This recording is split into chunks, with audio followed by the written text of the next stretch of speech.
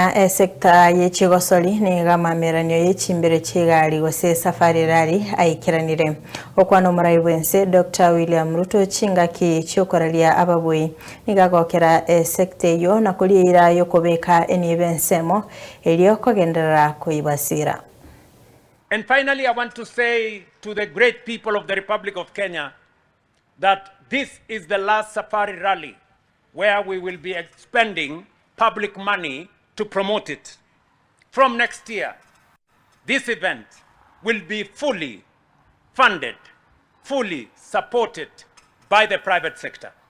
And I want to congratulate the private sector for stepping up as patriots and citizens and partners with the government of Kenya to assume the responsibility of hosting this event, managing this event, and promoting this event and financing this event.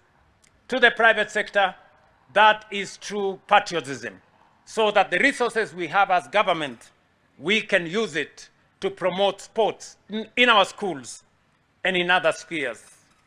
Congratulations to Kenya Commercial Bank, Sports Pesa, and all the other promoters and supporters and partners that will be participating, Safaricom included, and Kenya Airways, and all the other good people. I want to tell them a big gratitude from the government of Kenya for you stepping up to support the Safari Rally and making this event fully funded, fully supported by the private sector.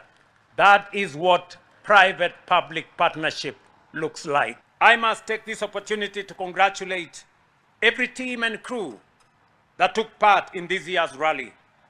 Simply arriving here, in many ways, a victory of its own. The Safari Rally does not merely test machines.